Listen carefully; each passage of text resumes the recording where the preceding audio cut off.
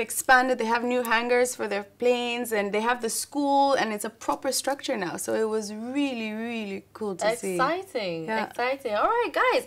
The next person should be no surprise to you at all. Back in for season 1 actually as well, yeah. We had these guys, HTW, which is Heal the World, and they also were in our season 5 promos, so some of you have seen that, but let's take a look, have a short recap of who they are to remind you. Hi everybody, I'm Vijay, this is Fred, we are Heal the World.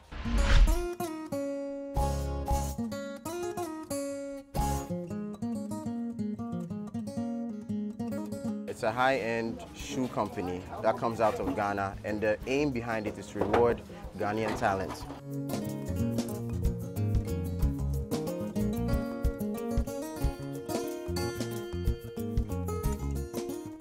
The reason we chose shoes over other stuff is to prove that a Ghanaian man, talented, if given the right resources, can do the same thing or even surpass European standards.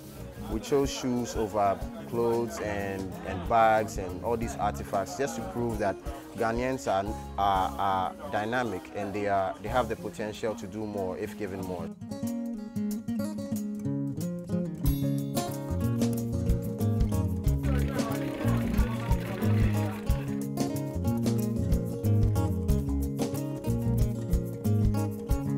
Welcome to the sets of HTW. This is our mini factory, and all the behind the scenes and all the work that goes before we come out with the shoe.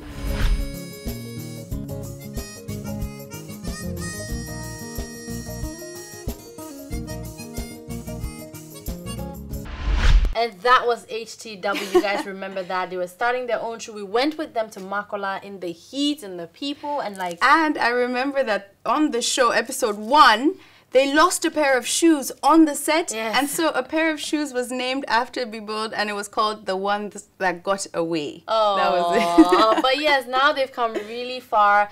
I'm not going to give too much away, but let's just take a look quickly at how far HTW has gotten now after being on the show, launching on the Bibold show. Yeah, yeah, yeah. See, yeah, yeah. See, I see you hustling and grinding and moving up and down, thinking that nobody knows. I see you hustling and struggling and moving up and down, not knowing what the future holds. But people that achieve, people that achieve, Okay, so keeping in line with HTW's idea of hard work and reward,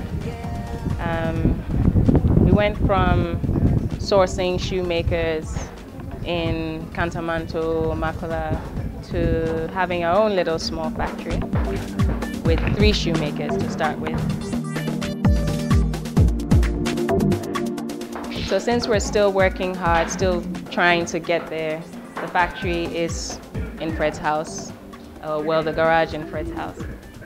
And it has everything we need to make the shoes. We have all the machines, we have 3 shoemakers, and everyone does a certain part of the shoemaking process, but they can all do all. They decide to split it into gaps so that you know this person does this and this person does that.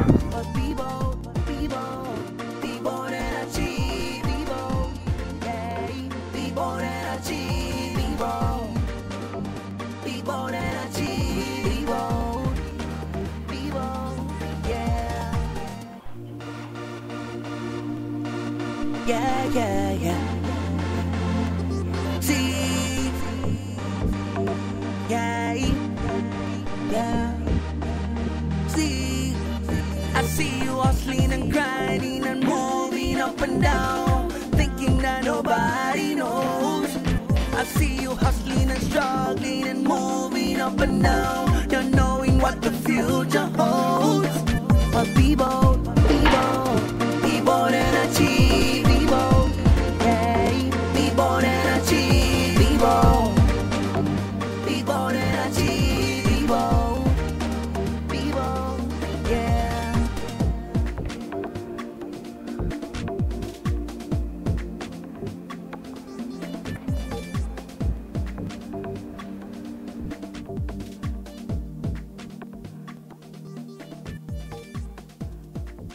B-Boarders were finally here at the factory of HTW. They were one of our first guests on our season premiere, and you know it's amazing to be here. They've got themselves a factory, and we just want to find out how has it been going. So far it's been great. I remember that first time we went on the Be Bold show, and Crystal called us and told us, "Hey, I have a show. It's coming on in 2 weeks. You guys, we need a collection." And we had nothing at the time. I was still working at the bank, and VJ was still in school. But we knew we had to come through for Be Bold, and we worked our butts off those 2 weeks, going to corners in Accra to get the shoes done. And it's so funny. 2 years later, we have our own factory. We're wearing our own shoes. And there's a lot more. We have the beads as well. Yes, I've been wearing one right now. We have the HTW empowerment beads, which are quite popular. So it's been good. But I'll save some of my answers for the questions. You know? Yeah. Because I remember back then you were outsourcing, you used to go to Kantomanto and get all these things, and now you have everything here, you're working here. How did this all pan out? You know, was it easy? How has it been? It's been a journey. It's been a journey from where we started outsourcing to actually starting a factory that we actually didn't plan on starting. But the long story of it is a shoemaker disappointed us, and then we had to bring him in here to start the factory. So for one disappointed shoemaker who disappointed us, who ended up coming here to start the factory that we didn't even plan for.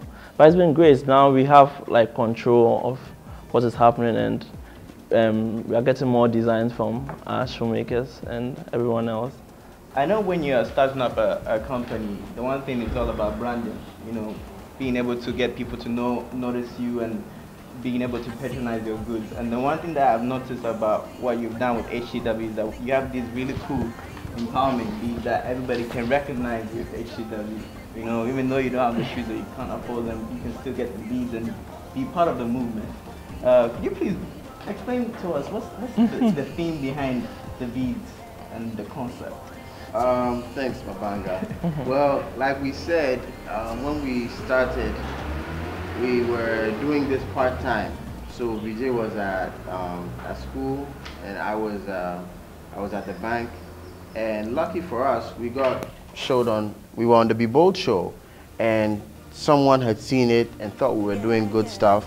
And he said he was going to have this show called Saturday Night Live at African Region, and a lot of people were going to be there. Usher was going to come, ministers, you know, your clients will be there, your clients will be there. And we're like, okay, so this is what's going to happen. They're going to come, they're going to look at the shoes, they're going to be like, good job, and then they're going to keep it moving. Yeah. Because you came for a concert, you really didn't come with money to come and buy a shoe and be overwhelmed by two young guys who want to heal the world. So, but we knew they had to live with something. So Vijay and I started talking. We're like, t-shirts? That's tacky. You know, cupcakes, people will eat and they'll forget. Dog tags, nobody died. So then Vijay's like, beads. And then he's like, what color? And I'm like, black. He's like, why? I'm like, because life is too hard. Like, it doesn't make any sense. And but then the gold, because if everything we're doing all works out and we get our ultimate reward, then it's been worth it. So we just did these beads. We did a couple of them. We did like 50, sold like 10. We didn't even put a price on them, you know. The ones we sold, I think Vijay's mother bought one, my mother bought one. We didn't think much about it, you know. A couple of weeks later, Fabulous was in town. We hunted him down. We told him what the beads were about. And he was like, yo, this is hot, give me 2 of those. Wow. And everybody around him, his security, everybody who was like, oh, what do you want this man for? Everybody started going crazy about the beads. And one thing led to another, and before we knew it, the beads are in Australia, they're in China, they're in the UK, and people are sending us pictures, and they're telling us how it helps them before they write exams, and they're gonna get married, and they're wearing the beads. It's gonna be hard, but they're gonna get rewarded. And It's been exciting because we have a lot of people who are being bold, who are willing to work hard, who want to make something of themselves. And these beads have become like the symbol. So you have also come up with the Love Child, which is your very first pop-up shop. Could you just elaborate more on what it's about? What is it? Sure. In October 2012, we decided that Heal the World was going to do a collaboration with another brand called Akatesia. And Akatesia is an interesting brand. It's by a girl called Selom, who studied biochemistry in tech, but she always had a thing for blazers, and she liked Audrey Hepburn. And we thought, well, she makes blazers and we make shoes, so we would be a good collaboration. At the same time, the African region was having a 2-week pop-up shop, and so we decided we would do something together, and so we called our collection Love Child. That's when two people who are in love come together and they have a child. And it was really cool because it allowed us to have proper experiences with our customers. It allowed us to try different products. We made t-shirts, belts, bracelets, and they all sold out. And it was really cool because we had other people who were fans of HTW who really loved HTW, and they said, hey man, we want to be part of Love Child. And they would come into the store at 3 in the afternoon and leave at 11 p.m. for nothing, just to be part of the Heal the World. And we did that for 2 weeks, and it went so well that they gave us a 1-week extension, which was unprecedented in the hotel's history. So I think it was really good for everyone, for both brands, for the customers, and for those coming down Christmas, because they got to leave with like limited edition stuff. Looking forward, the future looks very bright. It's going to be a lot of hard work, but I think we've already started, and we got good support from Be Bold in the beginning. And Be Bold itself inspires us because they find so many other stories of people who are going out of their comfort zone to try things that haven't been done before. So without saying too much about what we're going to do, I can just tell you in the next 2 to 3 months, we're gonna give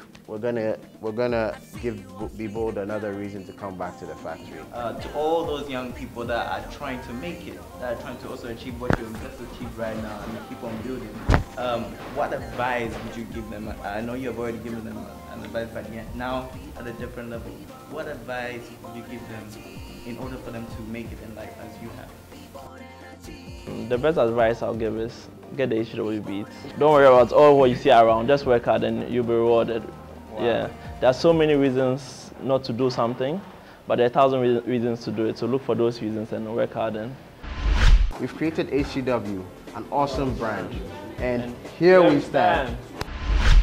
HTW, I can't believe they have their own factory now. You were just saying how you went to Makola with them in the heat, and now they have their own place. Factory. Not that it's still not hot. It's still hot. But at least now I feel like they have their workers with them, because it was a huge hassle, as he said before, finding people who were motivated enough and also understood their brand and what they wanted to accomplish. And like he said, it was a mistake. One of the shoemakers was not able to produce what they needed, and so they decided to just put it at home. But it's through all these challenges that you end up realizing the things that you need to do to get to the next level. And one of the next things that they did after the show was their beads. Yeah, and that's a success. Yeah.